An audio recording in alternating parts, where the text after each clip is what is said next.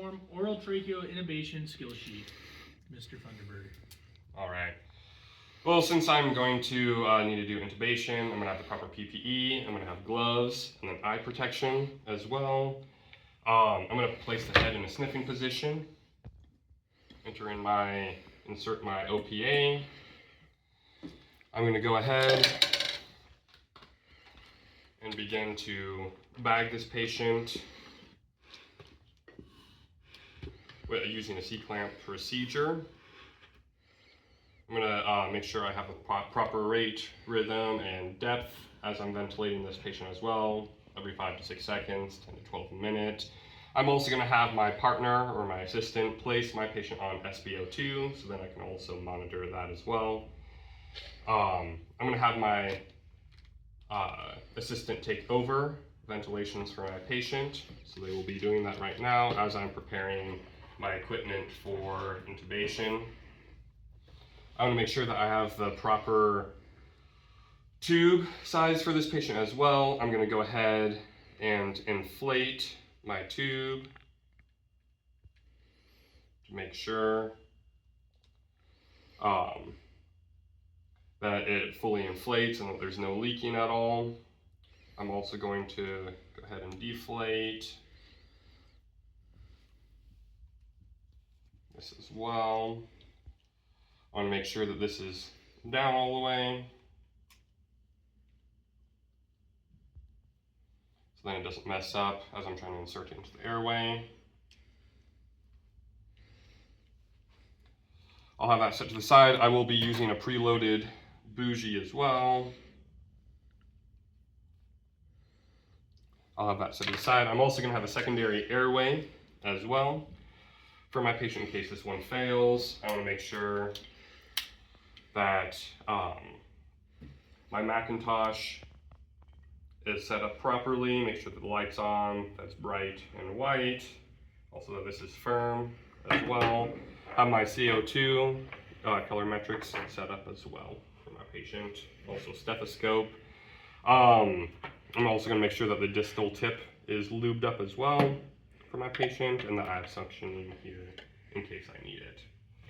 I'm going to have my assistant or partner keep on pre-oxygenating my patient. When I'm ready to intubate, he's going to remove that, remove this as well. I'm going to make sure that I get this properly placed in my patient, making sure that I don't leave it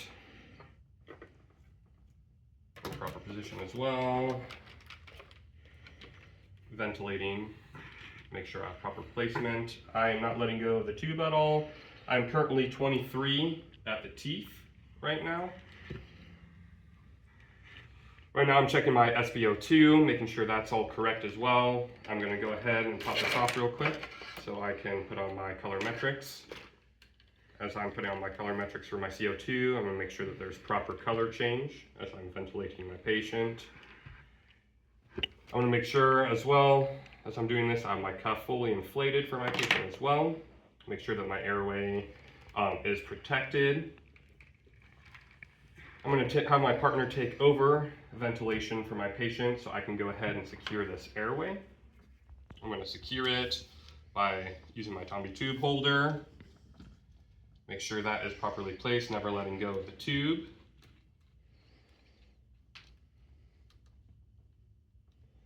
Make sure that is placed in there correctly. At this time as well, as I'm securing it, I'm going to make sure that I'm looking for like proper signs of perfusion, equal rise and fall of the chest bilaterally.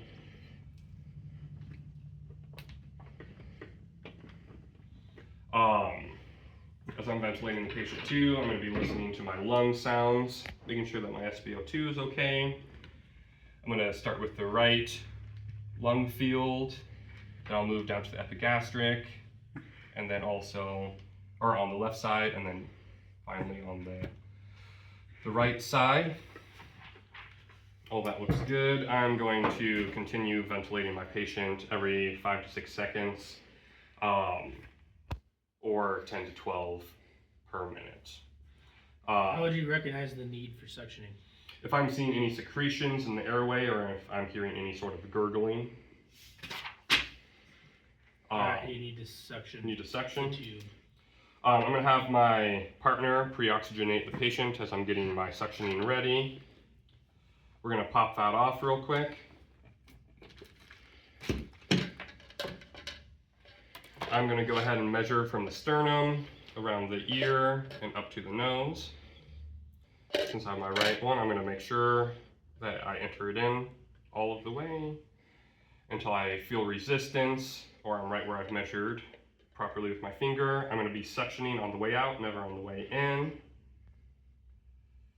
No longer for 15 seconds as well, and then immediately begin to ventilate again. I'm going to make sure that my tip is back into sterile water, which is represented with this red solo cup, and then I can suction water through it too to clear any sort of debris.